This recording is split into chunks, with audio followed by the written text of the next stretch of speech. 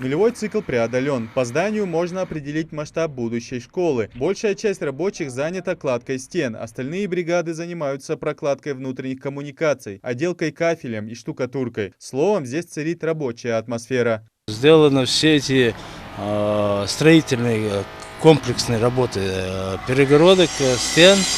И сейчас идут уравнивающиеся стяжки, утепление первого этажа пола и остальные уравнивающие полы второго-третьего этажа.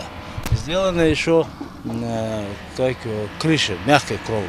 40 учебных классов, больше десятка специализированных кабинетов, пищеблок, спортивный и актовый залы. Все 5 блоков будут обеспечивать комфортное пребывание детей в образовательном учреждении. За полгода здесь провели колоссальную работу. Фундамент обработан гидроизоляцией и возведена железобетонная конструкция монолита. Новая школа должна быть сейсмоустойчивой, а срок службы десятки лет. На очереди у подрядчиков обустройство 3 гектаров прилегающей территории школы. Основное делается спортплощадка. Сзади меня отсыпается стадион, и здесь будут 2 корта, теннисных корта. И здесь беговая дорожка вокруг стадиона. Остальное отсыпается до уровня отметки, проектной отметки.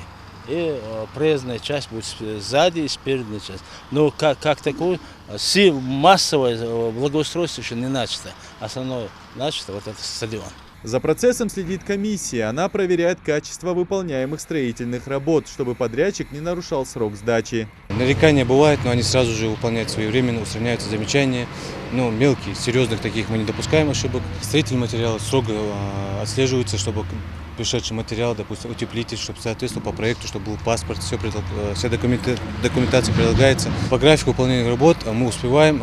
До конца этого года планируется сдача этого объекта. Школа строится по федеральному проекту по линии Минсельхоза «Комплексное развитие сельских территорий». Она рассчитана на 704 места. Всего в Али-Юрте больше 1800 школьников и 3 школы общей вместимостью 1220 мест. Новая полностью покроет дефицит, и еще останутся места на перспективу развития села. Место расположения объекта тоже выбрано не случайно. Все новостройки здесь в 2010 году, в 1999 году, молодых коллектор, в конце села, да, школа Хамяр, непосредственно расширение села, на расширение села. В конце школы В будущем здесь неподалеку от новой школы планируют построить детсад на 220 мест, а подъезд к общеобразовательному учреждению полностью заасфальтируют и проложат тротуар. Идрис Ижиев, Адам Гулоев, Хамзат Халухоев, Новости 24.